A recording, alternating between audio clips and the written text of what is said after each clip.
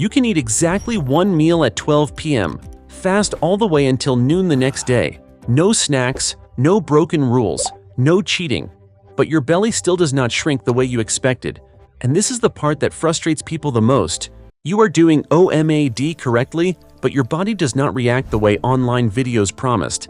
Not because OMAD is useless, but because your body does not jump straight from lunch to burning belly fat. It follows a sequence, and the biggest mistake usually does not happen while you are fasting. It happens at the moment that seems most harmless, 12 p.m. the next day, when you eat again. Just one wrong refeed meal can make the whole system start over from the beginning. To make this easier to understand, imagine your body as a busy supermarket, not a simple fat-burning machine, but a system that has to process every shipment that comes in. Every meal is like a delivery truck. It brings glucose, amino acids, fats, energy, hormonal signals, and the supermarket inside your body has to process all of it. The problem is, for most people, the delivery truck does not arrive only once. Breakfast, snack, lunch, dinner, then a milk coffee, a piece of cake. Each time that happens, the processing counter lights up again. The workers have to return to receiving new goods, and the cleanup in the back gets pushed further away. The repair crew is the same. It does not disappear. It is not lazy. It is simply waiting for the right timing. And this is where many people misunderstand. The feeling of nothing is happening yet does not mean your body is doing nothing. The deep reserve area in the back is still there, but it is not the first place your body runs to. Just like a supermarket uses the shelves near the checkout counter first, your body also prioritizes the easiest energy source before reaching deeper storage. If you eat here and there all day, this becomes even clearer. The old delivery is not even processed before the next one arrives. Breakfast is not settled and snack comes in. Lunch is not finished and milk coffee arrives. Dinner has just ended and then late night food comes in. And then you wonder, why am I eating less but my belly is still stubborn? Now change the schedule. Instead of many deliveries, you choose one focused meal at 12 p.m. This is when the clock starts to matter. Not because 12 p.m. is magic, but because from here, your body finally has a quiet window to go through its full sequence. But an OMAD meal does not mean throwing anything into one eating window. If that meal is only pizza, soda, fried food, and sugar, the supermarket can still be overloaded. A better meal needs protein, fiber, healthy fats, and the right amount of carbohydrates for your body. Not to be perfect, but to make the system easier to process. The timeline does not truly begin when you look at the clock. It begins when you put the fork down. From that moment, there are no more new deliveries, and the body starts moving through each stage, receiving, processing, using the fast fuel, and only then gradually shifting toward deeper fuel. From 12 p.m. to around 4 p.m., many people already start getting impatient. It has been 4 hours. Why don't I feel lighter? From 12 p.m. to 4 p.m., it is in receiving mode. This is the lunch rush hour inside your body. Everything is busy. So if you expect your body to burn belly fat hard right now, you will easily feel disappointed. Not because your body is slow, but because it has to process the shipment sitting right in front of it first. Imagine the 12 p.m. meal as a large truck backing into the receiving door. You may eat clean, eat properly, and eat only one meal, but to your body, it is still a shipment that has to be processed. Your body starts opening the boxes. It sorts each part. What is sugar? What is amino acid? What is fat? Carbohydrates are broken down into glucose. And glucose is a type of shipment the body takes very seriously. Because if sugar stays in the blood too long, the system has to respond immediately. So at this moment, the body is not asking, "Are we burning fat yet?" It is asking, "Where should this glucose go first?" Protein is also broken down into smaller pieces. Amino acids, like a chain of beads separated into individual beads.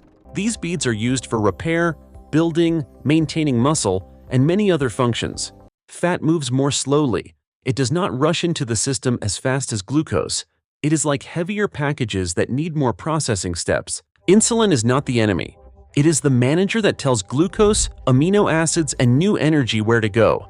After you eat, some glucose goes straight into cells for movement, thinking, heartbeat, and muscle work. What is not needed right away is stored in the liver and muscles as glycogen, the body's quick, easy fuel shelf. This quick fuel shelf is easy to use but limited. If no new food keeps coming in, it gradually runs down. So the first hours after eating are not failure. Your body is simply processing, using quick fuel first, then considering deeper reserves. Around 4 p.m., the system begins to calm down. From 4 to 8 p.m., if no snacks, milk, coffee, or small bites come in, the receiving door stays quiet, giving the body a chance to move to the next stage. When no new food keeps coming in, blood sugar may begin to stabilize. Without new shipments, insulin may start coming down. The manager is less busy, and the body begins to have more fuel options. But lower insulin is not an instant fat-burning switch. The system is calmer, but the quick fuel shelf still needs to be used first. Glycogen is nearby fuel. Stored fat is deeper storage. Your body is not disappointing you. It is simply saving effort and following a normal sequence. This middle stage can feel frustrating. A little hunger, no scale change, no energy burst, but you are not failing. You are passing through a necessary phase. You are not stuck. Around 8 p.m., many people meet the first wall. Not because they are weak, but because this is when the body starts replaying old habits. Hunger becomes more obvious. Your stomach growls. Your mind thinks about food. Your hand automatically wants to open the fridge. Your brain does not show steamed vegetables. It shows pizza, cake, sweet drinks, and whispers.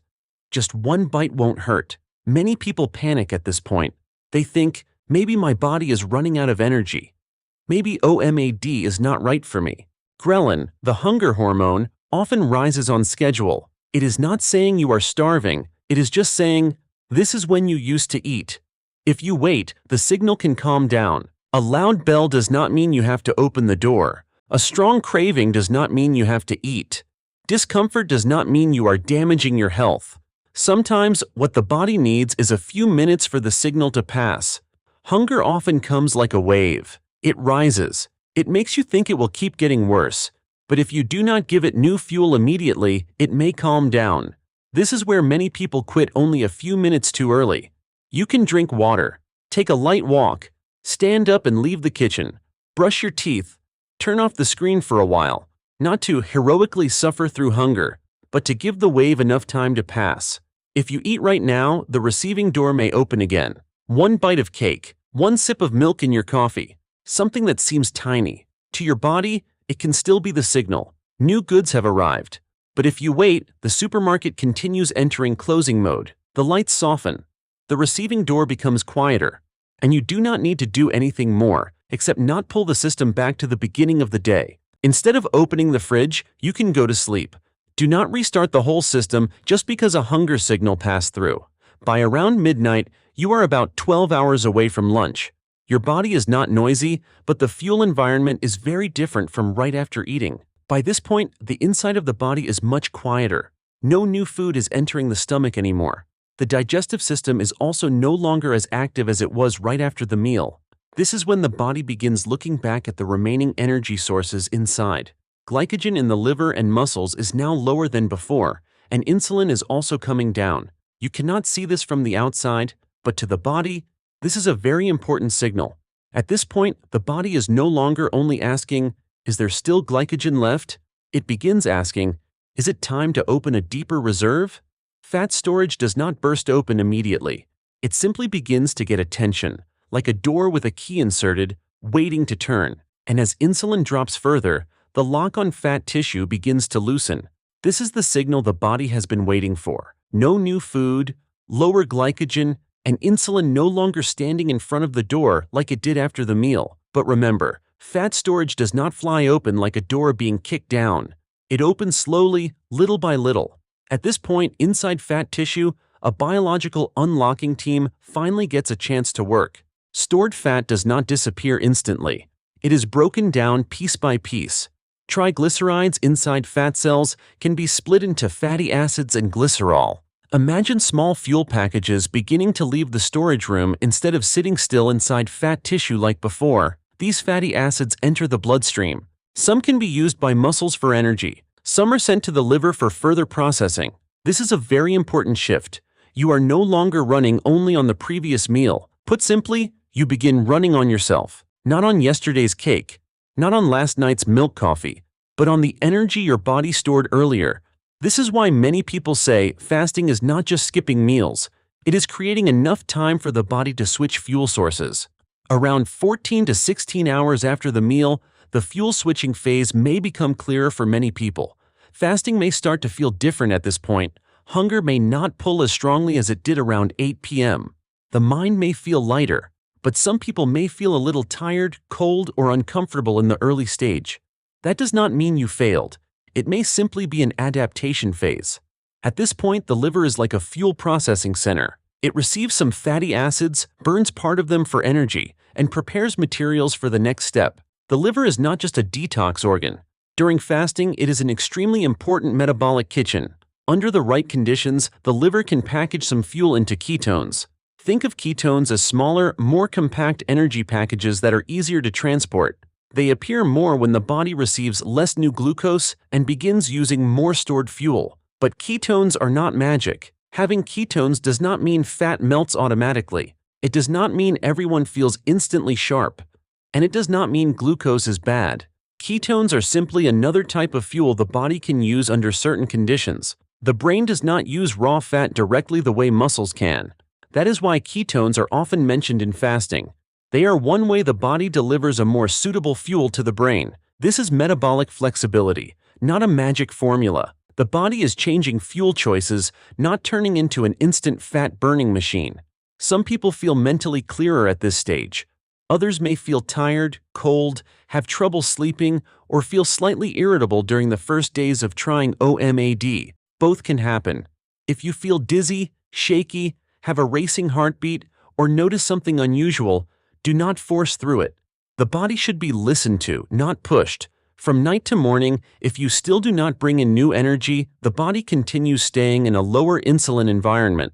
This does not guarantee belly fat disappears overnight, but it creates better conditions for the body to keep using stored reserves.